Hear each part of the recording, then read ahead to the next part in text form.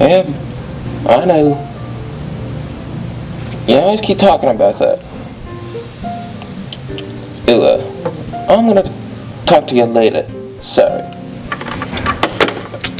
Good evening. I'm your host, Caleb Cagle, and sorry for that, delayed introduction. I was on the phone with my boss. Now, he wants me to do another episode. Now, luckily for you all, and unlucky for me, I spent a month watching all the AV movies just so you don't have to. And I'm going to be ranking every single one. Now, where did I put my script at? Here it is. So our first movie is Nightmare on Bulldog Boulevard, which was released on October 31st, 2024. It is our first movie. It's meant to be a corny Halloween movie, and I think it does a good job of that. It does, actually. Its short runtime of 5 minutes, I think, also helps it a lot because it means the pacing has to be a little faster, and there's no time for filler. My only problem with the film, and it's a very minor one, they call Miss Plunkett creepy. She's not. She's a nice lady. And honestly, some of the caricatures of the staff members are kind of funny, like how Mr. Bentlee's searching for a house and how Miss Emerson's always about the parking pass. Both those are accurate. And then you have Miss Lena, who's always over the announcements telling people what to do. Also very accurate. And it's our first film. I'm not going to critique it too badly because it was well made, well written. As such, it has get the award of the 8 out of 10. That is the standard of our first film. But yeah, overall, it's a good film. Would recommend for you to watch. A Hometown Hickman Holiday, December 17th, 2024. For a Hallmark Christmas movie, I think it does a good job of replicating that. But it has one thing. It does too good of a job replicating that. Because just, the sound effects are a little over the beat, over top. And I feel like there's way too much filler. Like, I know that's like most Hallmark Christmas movies, but like, I feel like for this it's just too much filler. So while I don't think it's awful, well, compared to the previous film of Bulldog Boulevard, I don't think it's as good. So I'm gonna give it a 7 out of 10. I would recommend that if you have time, you should watch it, but just, if you have like limited time, please just don't. Like, it's not bad, but it could be a little better. Like, mainly I think making it feel more like a movie and not just tons of filler. The Brunch Club. Oh boy. This is the first film that mildly disappointed me, actually. You'd be shocked. It's hard to disappoint me. Unless you're brainstem. I have wasted my life doing other things, and yet I still believe this is the worst thing I've spent my time on. Honestly, in the 10 minutes of this film, nothing happens. Like, truly.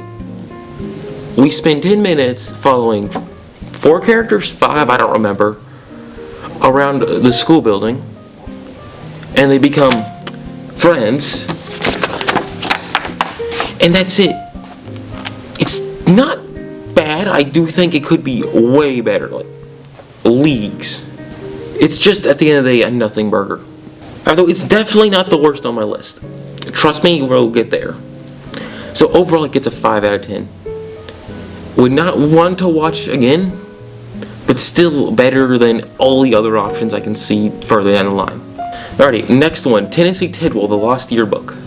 This film is not bad, but it's also not really good. I think editing-wise, it's actually pretty good, better than The Brunch Club. It feels a little more coherent, and I think as a parody of Indiana Jones, it's okay. My biggest problem is this though, the music. It's always playing. It never turns down or just stops. And when you're sitting there for 5 minutes having to go to a comic book screen, it's not fun. But it is definitely better than The Brunch Club. So I'm going to give it a 7 out of 10. Definitely better than The Brunch Club, but still not leagues better. Next one, Harwood Hassel, 2 out of 10. Let's get straight to the point. I can't say really good things about it because Mr. Dodson, believe this, did like 80% of the editing. I'm not joking. And it took him 3 months, 2 months to make this? In between there. And I'm going to cut this some slack. This was made by a bunch of freshmen. Not their fault that they don't understand how all this equipment works. But I don't think I have seen more incompetent groups make worse films. I think the best way to put it into perspective is this. In contemporary issues, I made a 10-minute film. In contemporary issues, not AV by the way, I made a film that was more story-driven and of better quality. Mind you, I was the only one who was editing, and while my group did a good job of working, I actually can't even say anything bad about them. They actually did a really good job. If you were there for News Wars, I appreciate your help. But when comparing our film, which took 3 weeks when compared to Harwood Hassel, it's like leagues of difference. And now we got pacing. Let me describe this to you in the best way I can. So, Jack steals money for a basketball fundraiser in 1 minute. And in that 1 minute, we pass 15 days total. And then we get to Jack getting arrested in 9 seconds later. And then we skip 2 months. That is 75 days in a minute. You know, you're condensing the timeline so much, it's not even funny or interesting. And then Jack goes to jail, plays basketball, and gets out. That is the whole movie. You don't even have to watch it anymore. As such, it got a 2 out of 10. I would not recommend. But trust me, I'm about to light the next movie on fire. It is 67th. 0 out of 10. Straight to the point. I cannot find anything enjoyable about this film. There is nothing good. The editing is on par with pretty much everything else beforehand. Maybe a little better than the Harwood Hassel, but still. And it gets dragged out even, and it isn't even funny unless you have an IQ of 0 or below.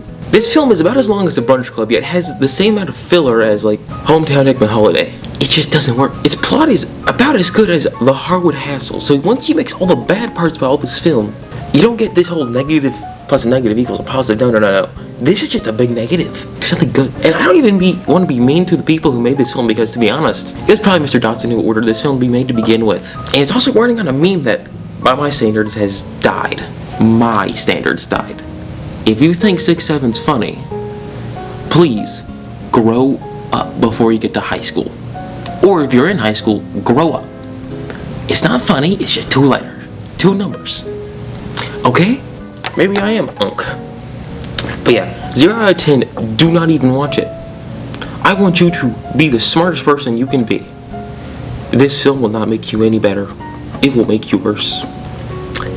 When the Lights Fall, November 14th of 2025. This gets a 10 out of 10. Straight ballpark. This film is the reason why I enjoy student-led projects. Because it is everything good about this. I think, firstly, it is incredibly different from all our other films. I think our films always play a little too safe, which, in the defense of Mr. Dodson, he has a job, and if the school board gets mad at him, or Miss Emerson, or anyone above him, his job's on the line, and he has a family to feed. So, I understand that.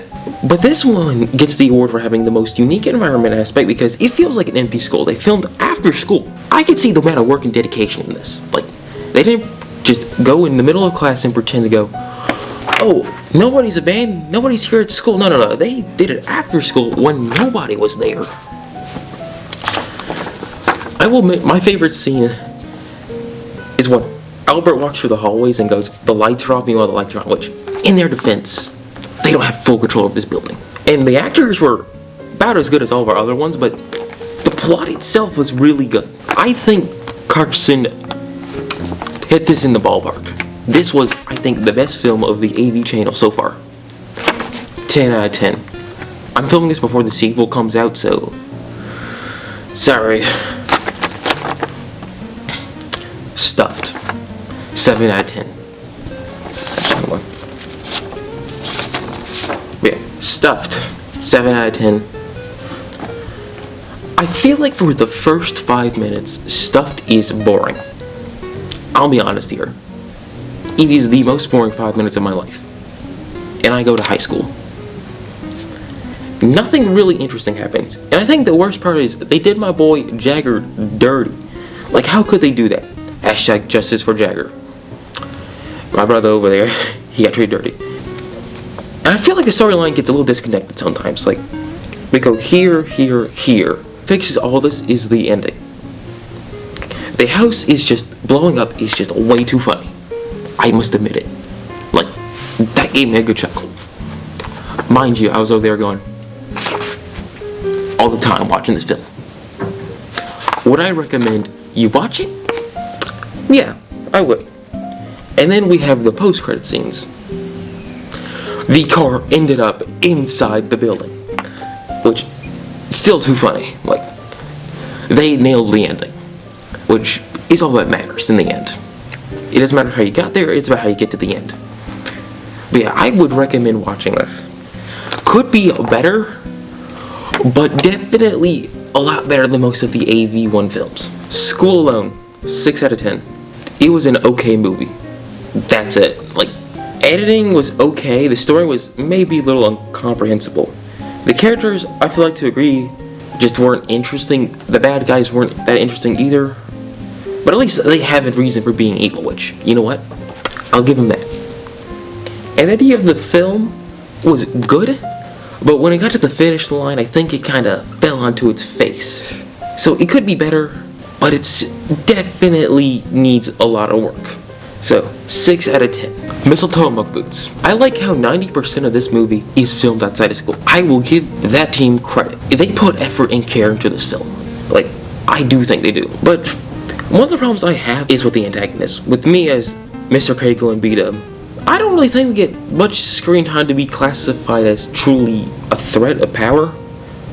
Now, I don't mean this to be narcissistic or egotistical. Like, I think it's fine that I didn't appear that often. Like, I will admit that I was a bad actor. If I had a chance, I would redo all of my shots as Mr. Cagle, honestly. Like, I mean that genuinely, I'm not lying. But I just feel like for the antagonist, which in the first Christmas movie, Hometown Holiday, I think it was fine because our main protagonist was away from work. In this film, I have connection with my lackeys, which Puckett and Parker, that's it. Sorry, I can't forget my own lackeys' names. Maybe I really am Mr. Cagle. And for B-Dub and Major, which are right next to that shot, I think in Hometown Holiday, it was fine that Big Boss wasn't there often because he was away far away. But in this film, it doesn't work as good to me because the problem is, me as Mr. Cagle with Parker and Puckett, can't remember my own lackeys' names.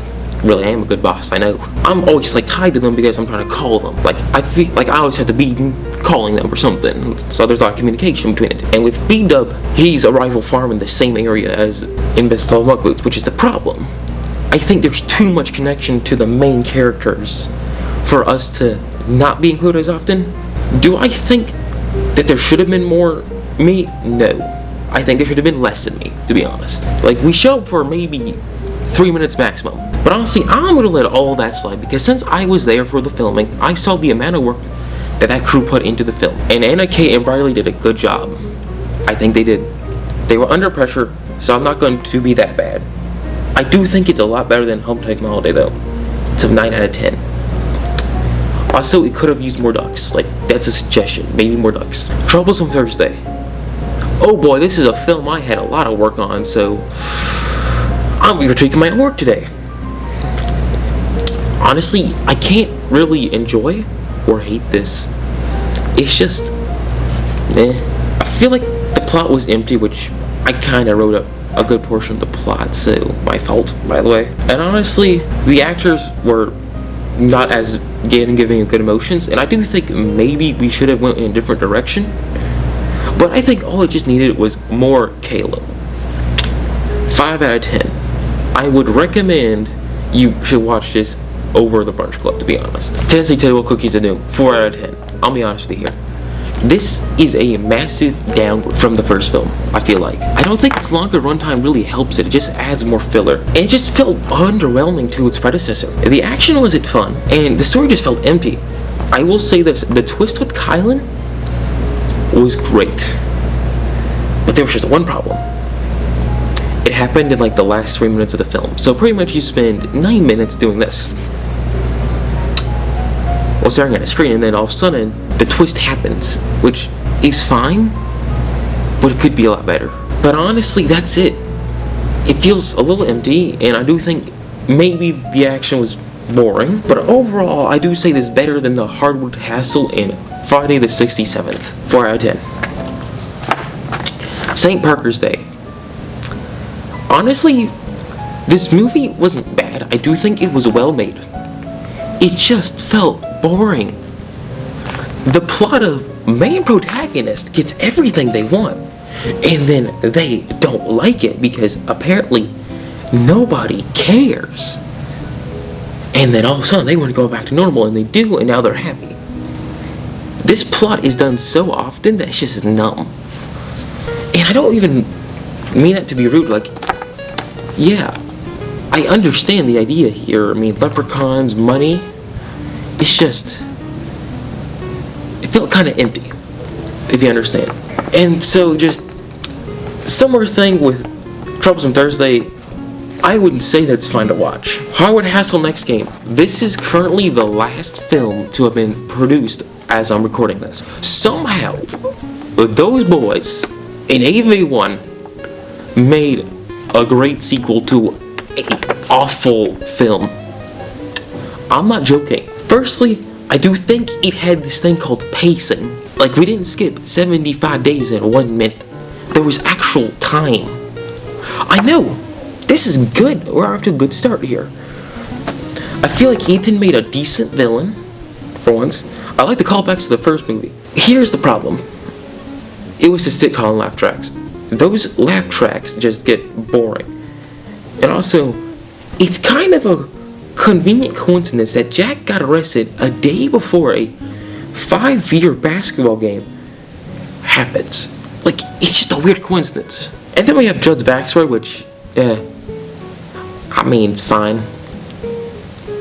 6 out of 10. Better than the first film, by leagues. I would recommend you watch it. However, as of course, that's all of today. I'm glad you joined me, and well, I gotta get back on call with my boss, so it's nice seeing you. Yeah, I knew I'd call you back. Yeah, I got a new episode done and filmed.